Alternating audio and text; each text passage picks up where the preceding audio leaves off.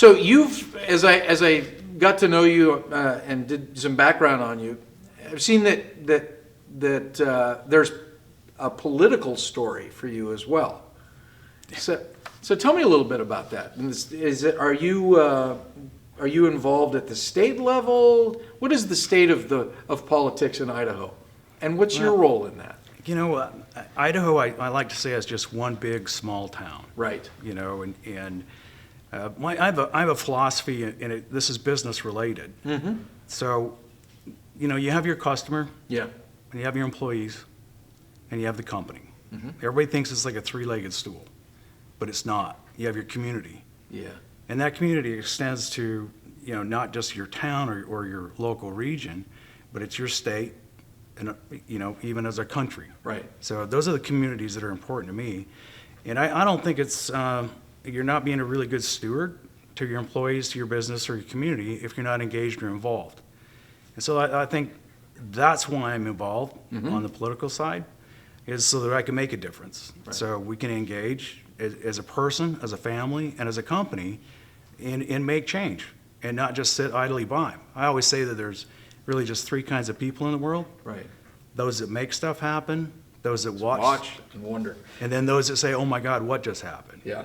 Yeah. So it's being that person that's making things happen, Yeah. being that company. And so that's why the involvement both at a local and at a state level. So, local and state, what's going really well, doesn't need change, and what are the areas that do need to change from your perspective? Well, Idaho is the fastest growing state in the country. We have a great environment, and That's beautiful. but we're also very conservative. So Right. Idaho has we have a rainy day fund. Yep. The state's not going broke. Run a surplus on the state level? Yep. Okay. So the challenge is that we rank very low on the education side when it comes to investment per student. So we were just talking about school, right? Yeah. I'm a strong proponent for Right. education. I'm not typically a proponent for 4 or 5, 6-year degrees, but Right. we need to increase the investment that we have in education. Mm-hmm. Right now, the career technical Yeah. education is the quickest return on investment. Right. You can get them Community college, absolutely. the skills, the trades. But even breaking it down, you really don't need a 2-year degree, because we can teach welding skills and skills that somebody can go out and make a great salary Right. in about 8 months. Mm-hmm. So why are we going for 2 years? Right. Those kinds of reform and those investments, that's what needs to happen. So, is it a marketing thing? I mean, there are places that teach that, but the message is, and I hear Mike Rowe, right? I mean, welding is what he talks about. If you're willing to go learn how to weld and you're willing to relocate, he says, if you're willing to do those two things, go be a welder in the Bakken up in North Dakota. It's $80,000 to $110,000 a year. I know first-year engineers don't make that out of school. Right. Right? So, mechanically, what is it? Is it, when you say it's investment in students, is it more schools, or is it better messaging that opportunity exists? The investment needs to happen in the schools, but we need to change the way we're doing it. Right. Because the welding technology, Mike Rowe's right.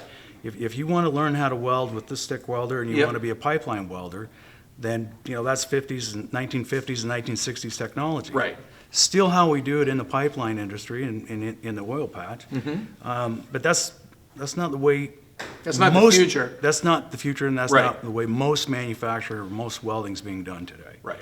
So, even as early as 4 years ago, I could operate most of the equipment in our facility. Today, I can't operate any of it. That's how fast the technology changes.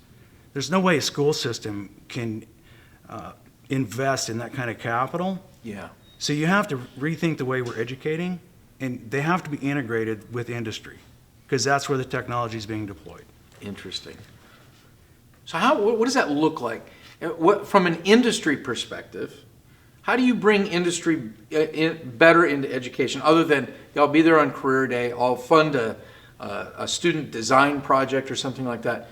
What does that look like for you and I in industry to the benefit of all in our community, but also for our businesses, to be more actively involved in the schools? What should folks like us be thinking about that we hadn't before? Well, the model that we're using, and you do things and accomplish things because you have a desperate need. Mm-hmm. When you have that kind of leverage, Right, you get stuff done. right. So right now, we're having a really difficult time finding enough employees. So we're 50 to 70 short right now. So am I. So we're training them. Right. And so we've come up with the internship programs and apprenticeship programs, but we're actually doing the training in our facility, and then those things that they can be educated on at the school or in a classroom. You'll direct them to that, or? Well, no, we actually pay them to go do that. Ah, interesting. So we're sending them to school as a full-time employee. Are you seeing, being that you're doing that, do you find that the community colleges, the vocational or whatnot, are they pliable in their curriculum? I mean, if you're going to send them to them, Yeah. we've struggled with that, right? We've had skills, in the technical trades, but it's not taught here. Have you had any success with your schools where they will create the curriculum you need? We're actually creating it and handing it to And them. handing it to them. Yeah. Interesting. So the irony of that relationship Yeah. is you're providing the classroom, you're providing the students, you're providing the instructors, Right. all from internally. So what exactly is the school providing? The building. The- Yeah. And a And a certificate. That paper that really doesn't mean anything. Yeah. Yeah. Interesting. So, last question. This is a great conversation, by the way, but hopefully you and I have a chance to sit down again, whether we're on camera or not, I don't know, but let's say we get together 3 years from now. You had told me back when you started that you could see Premier, what it is today. You could see that. So what are we going to talk about 3 years from now? We get there and we look back over the 3 years. What is Premier going to look like in 3 years? We've got a major election coming up, right? I think you're smart. You're in a lot of different industries, so it's like a mutual fund. One might go away, but one might pop up. Right. But what is this entity going to be in 3 years? We'll be larger. We're gonna continue to grow. Right. I speculate that we'll probably be 2.5 or 3 times the size we are right now. There's a decision point coming up, Right. with our NICS code, to be a small business, is 500 employees. Yeah. So, I think we'll bump up to that, and then we'll make a conscious decision whether we're gonna graduate, or whether we're gonna acquire, Break in, or yeah. Interesting. Do you see yourself going into any other value streams? You talk about you're in multiple industries. You're doing welding. Technology's changing.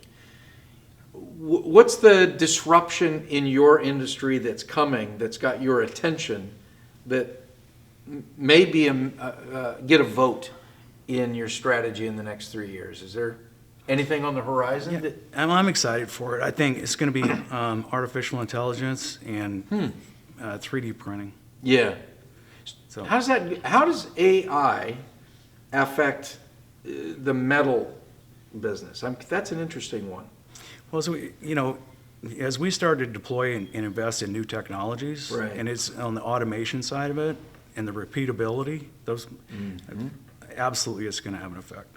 So you're saying then, if that's the case, if there's automation repeatability, then is your employment base transitioning to more of a knowledge worker type resume than it is the stick welder type thing? Yeah, absolutely, and that's a different quality Yeah. of the advanced material joining Right. instead of welding. Right.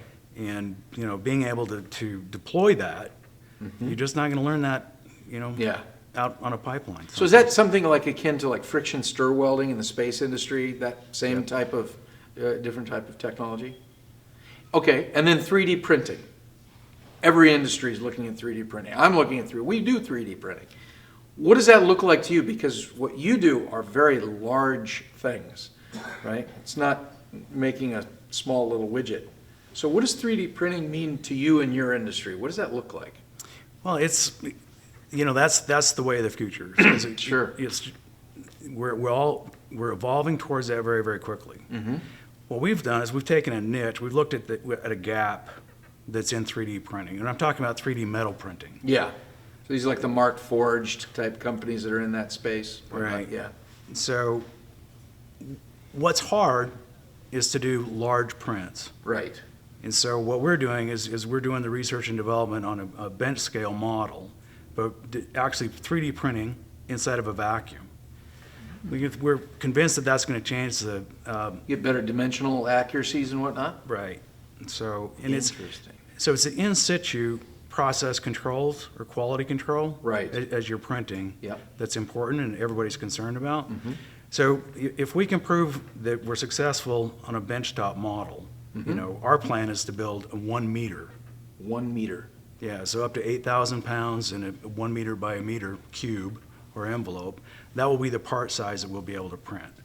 So we're not trying to print like everybody else. We Right. found a gap and we're focused on that gap. Okay, that right there is your official invitation to come back in 3 years, because in 3 years, I want to put that on the floor and let's see it. Okay. Because that would be fantastic. So, We'll do it. Doug, thanks for coming to AE Squared, sharing with our audience. I look forward to spending more time with you, and I'll see you in 3 years. That sounds great. All right, Doug. Good to have you here. You got it.